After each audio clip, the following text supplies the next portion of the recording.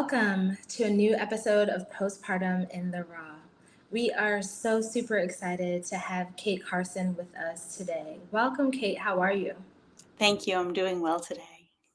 I am so glad that you have joined us. Your particular background and story was very intriguing. And when you shared, you're like, do you really want to have a raw conversation? Let's talk about this. I was like, oh, wow. Um, wow. And so I'm very excited to really to highlight a bit about your postpartum experience in hopes that there are maybe some people out there that are feeling isolated that can resonate with you and that can glean from the wisdom that you've gained over the years and from your experiences. And so before we get started, I do start off every interview asking folks, and it might be a little bit different in your case, but before you got pregnant and or maybe when you were pregnant and you were thinking about postpartum, did you have any idea or any preparation for what you thought your postpartum experience would be like? And then obviously in your case, we know that it was very, very different. But if so, what did you know ahead of time and what you prepared for? So, for the pregnancy we're discussing today, it was actually my fifth pregnancy. I had my first baby was born at a hospital. So, I did have some experience with like what postpartum is like when you have a baby. Then I Mhm. had three miscarriages. But they were pretty early. One of them was a miscarriage. The latest one, I had to get a D&E at around 13 weeks. So I had some experience of postpartum life. And one of the big things I had done in this pregnancy, which was an intended pregnancy, it was a pregnancy I tried for. Um, I was going to have my baby. My due date was shortly after my graduation from graduate school. And Mhm. I had not gotten a job on purpose because I knew that the demands on my body would be such, and just the demands on my mind too would be such that I would want more time than the workplace typically leaves. Like, I remember I was in grad school when I had my first child, and I just remember scrambling to get her daycare and going back to work what felt like way too soon. Like, it just felt way too soon. And so I had decided I was not going to get a job until after I had taken the maternity leave I wanted to take on my own. Wow. I love that. With my oldest daughter, I think I went back at like 6 weeks and I found Mm. myself like being jealous of her caretaker when she was hitting these milestones. And because it was my first child, I was like, what is this? Like, I wasn't even prepared for that. And so, the pregnancy that we want to get into today, can you share with us? I really just want you to tell your story and your experience if you could. So in this pregnancy, everything went sideways at 35 weeks. I was preparing for a birth center birth. And my midwife kept asking, like, are you ready? Are you excited? And I kept being like, no, something, like, I just can't shake the feeling that something's wrong. And she sent me to get an ultrasound to set me at ease so that I would have an easier birthing experience at the birth center. And at that ultrasound, which was like really supposed to be for my peace of mind, they found that my baby had brain anomalies, really severe brain anomalies. And she, it took several days to gather information and to meet with specialists. But at the end of the day, she was not expected to walk or talk or hold her head up or even to be able to coordinate swallowing. Mm. So I was 8 months pregnant. I was really, really pregnant. And my doctor said, we can't, what did she say? She said, we can offer you adoption and we may be able to offer you abortion, but we just don't know. And of course, they were also offering me all the interventions, but those discussions were happening with the pediatricians. And it was such whiplash because I was like, do you have any idea how hard I've tried for this baby? And you just heard about my miscarriages, Mhm. like it had been a long road to get pregnant with this baby. And it felt like she had the wrong room. It felt like she was talking to the wrong person. But at the end of gathering all the information and talking to the neurologist and really understanding that my baby, there was a lot she couldn't do, and that what she could do involved a lot of hardship, right? A lot of suffering, a lot of pain. My husband and I decided we were going to pursue the abortion. So we went to Colorado from Massachusetts. Now, today, women all over the country are having to go to Colorado, go to Washington, D.C., go to Maryland. Like they're having to travel vast distances to get abortions. But in 2012, when Roe v. Wade was intact, that was a very unusual thing to have to do. But Roe v. Wade did not cover women at my stage of pregnancy. It never protected 35 weeks of pregnancy. So, so my husband and I had to travel to Colorado, and in Colorado, I did have a birth. The abortion, I'll just say, the abortion begins with a euthanizing injection. So then from that point on, it's a stillbirth, but it's a 4-day procedure. The first day is counseling, education, and at the end of the day, if you consent, which I did, a euthanizing injection to the baby's heart. And then it took her several hours to pass in my womb. And then the next 2 days were laminaria. So they put laminaria, these little sterile seaweed sticks, and they put them in your cervix. And over time, they absorb water. And so they sort of gently, slowly dilate the cervix just from the water in my own body. The first day, I dilated to about 1 centimeter. And then the second day, over the next 24 hours, I dilated to about 4 centimeters. So when I came in on my 4th day, I was 4 centimeters dilated, which is significant, right? So I was induced at that dilation. I labored for 2.5 hours. I had a vaginal delivery, and then I was able to view my baby. The next morning, less than 24 hours after having a baby, I got on a flight back to Massachusetts, 2,000-mile flight back to Massachusetts. And when I arrived here, this is the postpartum, right? Like I had my baby and I left her body at the clinic. And I slept one more night in a hotel. And then I get on an airplane. Like this was not what I expected. And I remember thinking to myself, like, I'm pretty sure that women who have just had babies are at higher risk of blood clots. Like, should I be in an airplane if I'm at higher risk of blood clots? With my first baby, Elsie, I had had a hemorrhage several hours after birth. So that was part of my postpartum experience, was having a hemorrhage. I must have been bleeding inside, but it didn't really like become apparent until I finally stood up to brush my teeth. And it was just like blood everywhere. And I was so scared on that airplane. Like, what if that had happened to me in the airplane? I would have died, right? So this is the reality, that the really scary, gnarly things that can happen to you in postpartum, if you're having to travel all over the country to access abortion care, can become really dangerous. And I'm glad that my abortion itself was safe. My doctor really he spent 40 years developing this procedure before I came in, around 40 years in his career. And it is safe. It's safer than having a full-term baby. But it was terrifying. It was really terrifying to feel like I had no one. I had no one. And even though at home, like I learned through time that my medical team at home was supportive of me, I wasn't sure that they would be, right? So there was a real deep mistrust of doctors, still is sometimes, for a long time. I had a hard time trusting my medical team.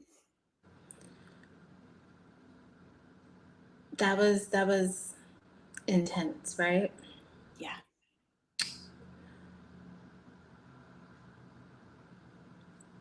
I want to honor that moment there because that was heavy for me to hear as well.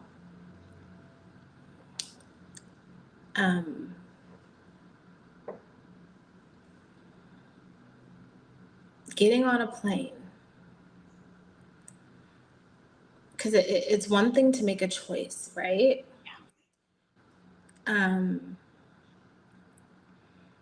It's something totally different because we're talking about now a grief process. Yeah. And we're talking about what we have generally come to expect with laying our loved ones to rest is some sort of ceremony. It's very hands-on. It's there's some process to that. And I am personally shocked to hear that a part of that process wasn't you taking your baby with you to to complete or begin that grieving process. And so mentally and emotionally, can you walk us through that?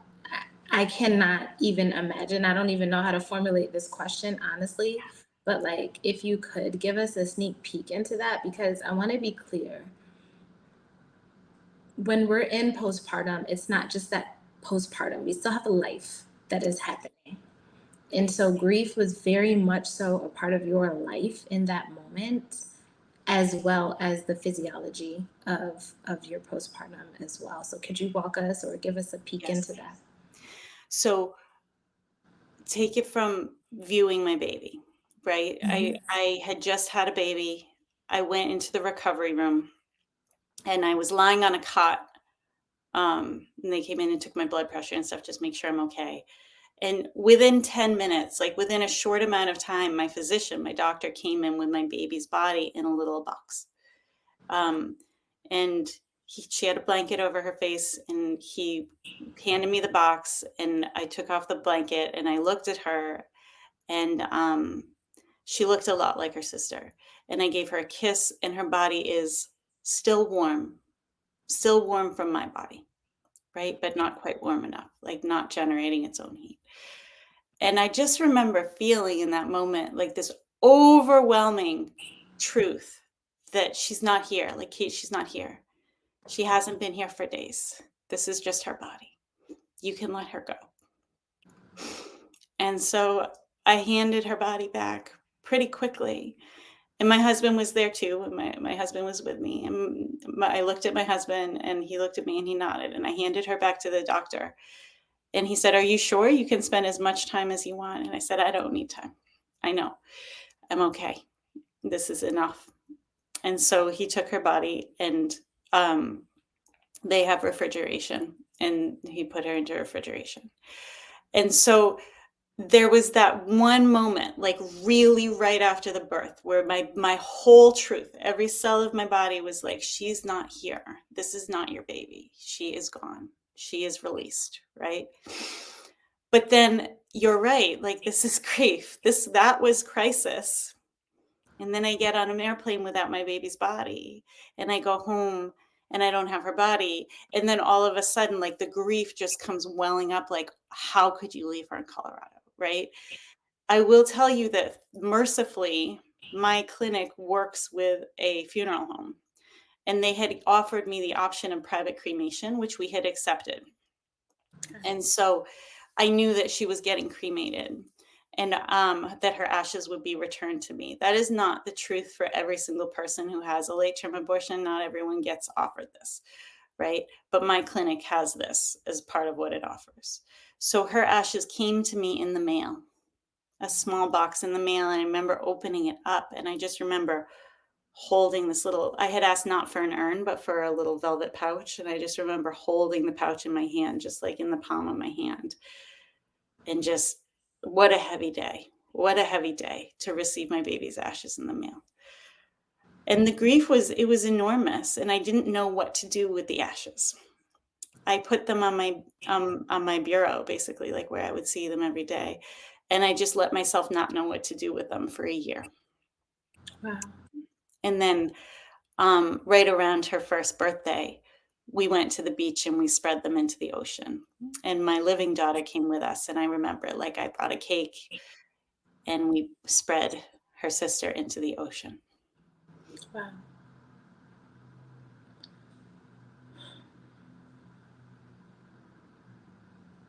Mm.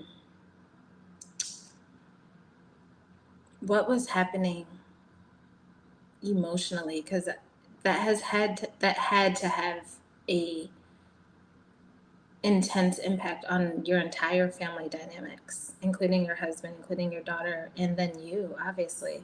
So emotionally, how were you supported and able to navigate all of that? Because grief comes in stages, but 35 weeks physically Yes. is Yes. significant. It is significant. I will say I was really, first physically, I was really impressed by how quickly my body recovered from this. And I think that's the slow dilation. They can't just do that to every woman having a baby because there's a risk of rupturing the membranes and then risk of infection, right? So they can't just do that for anyone having a baby, but it does make it really gentle, really, really gentle to have a baby. So my body bounced back really fast. I remember the nurses at the clinic being like, we can't believe, like, they ask you to urinate. Oh, that was quick that you could do that, right? Like, and feeling like, and when I went to my obstetrician, she did the internal exam. Wow, it's like you were never pregnant in the first place. My body really did come back in certain ways very quickly. But in other ways, well, the hormones go crazy, right? And the emotional impact of being in grief and also being in a postpartum body was just so intense. It was so intense. And I just remember, like, I remember when my milk came in. It was my birthday. We were having, I turned 30 several days after this loss. And I told my mom not to cancel the party because it was only my best friend and her family. And she had just been like yearning to comfort me. And I had not let her because I didn't want to tell her I had an abortion. So I just had been like, she'd been like, I want to drop off food. And I just said, I'm not there. Right. Like, I didn't say I'm not in the state. I just said, I'm not at my house. And so finally I was ready to let her comfort me. So I'm at this, the emotions were crazy because, like, that is definitely the saddest birthday party ever. And everyone's crying. And all of a sudden my breasts become quite engorged and I'm like icing and I'm trying not to express because I don't want to make more milk. Definitely. I know some women who after this do donate their milk. That would have been a cruelty to my body and my soul. So I was just trying to dry it up as much as I could. I had a lactation consultant, a really good one, but I couldn't go to support group because, like, everyone else there had a baby. So I called her and I said, Janice, I need to dry out my milk. Here's why. And she was so kind. Like, she was like, absolutely, cabbage, these teas, right? Like, we're going to do it. I didn't know there was a medicine, but there is. So if anyone listening has had a stillbirth or an abortion and needs to dry up her milk, you could ask the doctor. There is a medicine that does it faster. I stopped showering because it was too emotionally difficult to get out. When you're in the hot shower and then you get out and the letdown just like, right?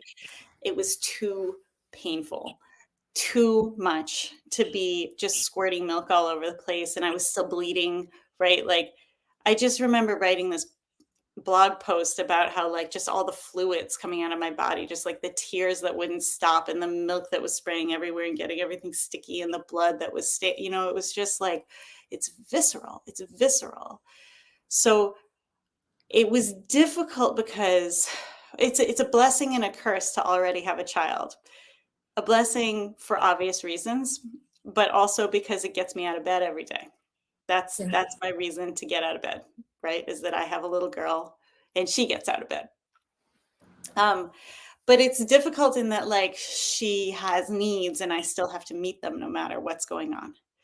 Yeah, for sure. So I basically had to, like, lower my standard for what it meant to be a mother, right? That's real talk. During grief, it's like, listen, honey, you get what you get. And that's real. Yeah. So every day I would live for taking my daughter to the park, and I would just sit on the bench like catatonic while she played at the park. And then we would walk to the grocery store and I would buy her lunch at the hot food bar, like mac and cheese or pizza or whatever. And then I would also buy groceries and we would come home and I would cook a healthy dinner. And then I would put her to bed and then I would go to bed.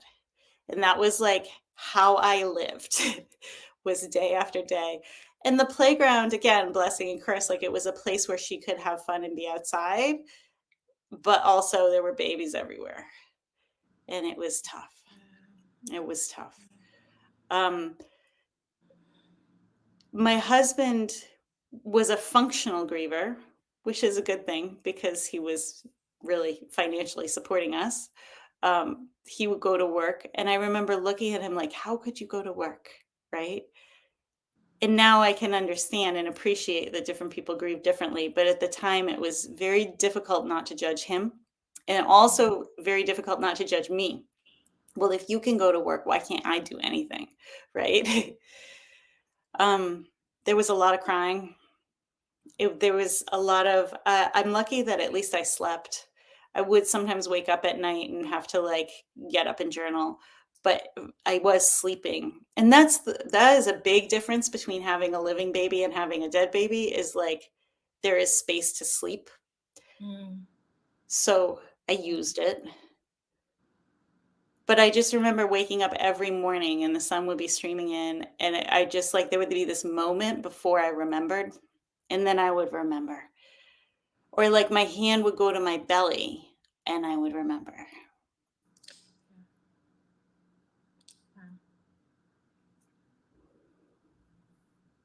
So what was your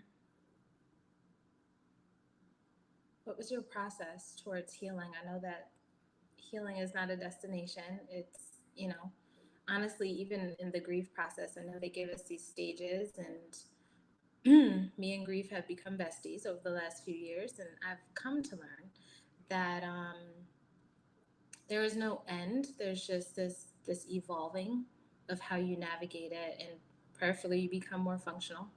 But what was your healing journey through the grief portion as well as your postpartum experience? What did that look like for you?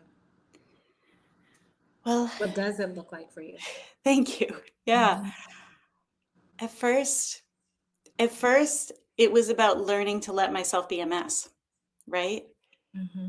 It was learning I couldn't stop being a mess. I was trying to stop being a mess, but I couldn't. So it was about lifting the layer of self-judgment I had off. Mm.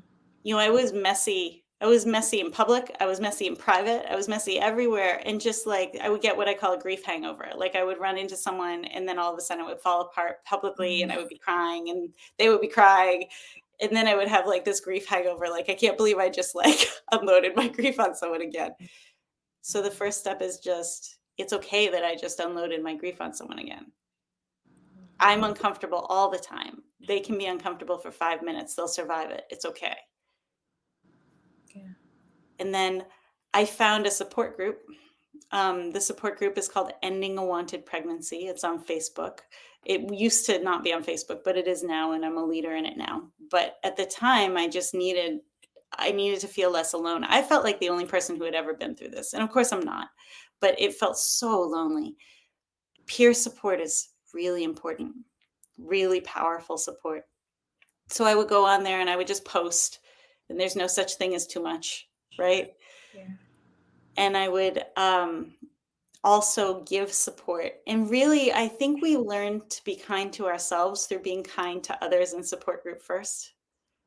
Like, Mm-hmm. I may beat myself up over my choice, but I can be kind to you. And when you practice kindness, it starts to sort of spill over onto yourself again. So, I get thanked a lot for all of the support I give. And I always say, like, it does just as much for me as it does for you, right? Um, then with time, I learned how to ask friends for help. Mm-hmm. I learned like, oh, it's actually not just okay, it's important to ask friends how to show up for you. So little things like, will you come take me for a walk on Wednesday? Right? Will you call me every Tuesday night for the next few months? And I may or may not pick up, but just call so I know that call's coming in.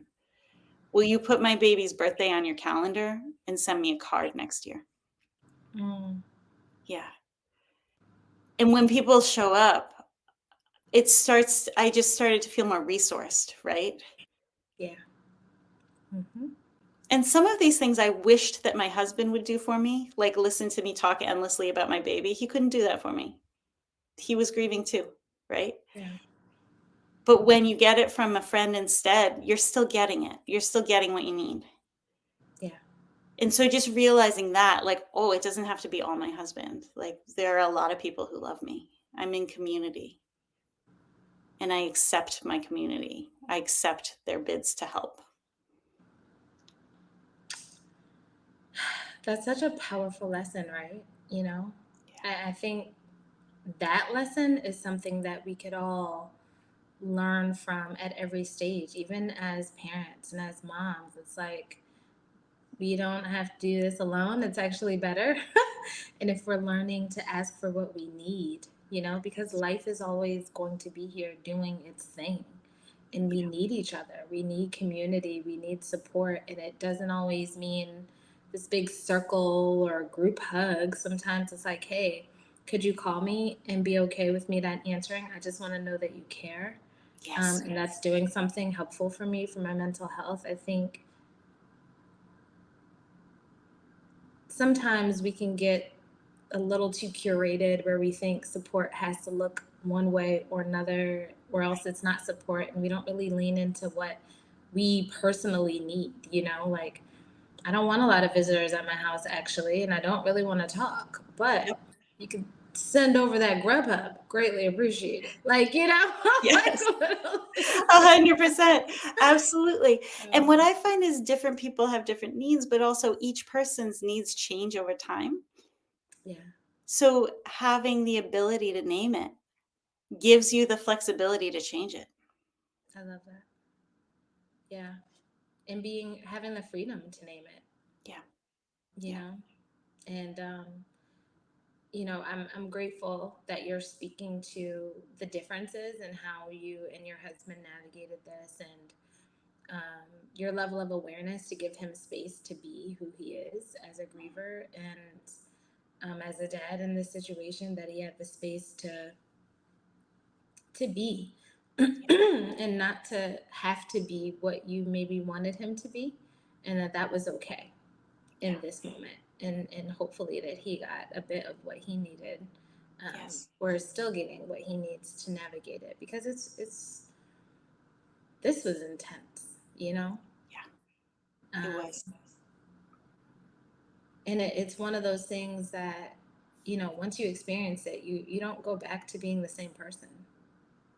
Correct. And even in other types of postpartum experiences, we never go back to being that person that we were. Even if we appear to be in the mirror, physiologically, mentally, emotionally, we are not the same person.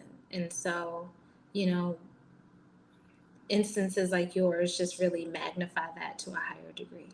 Yeah.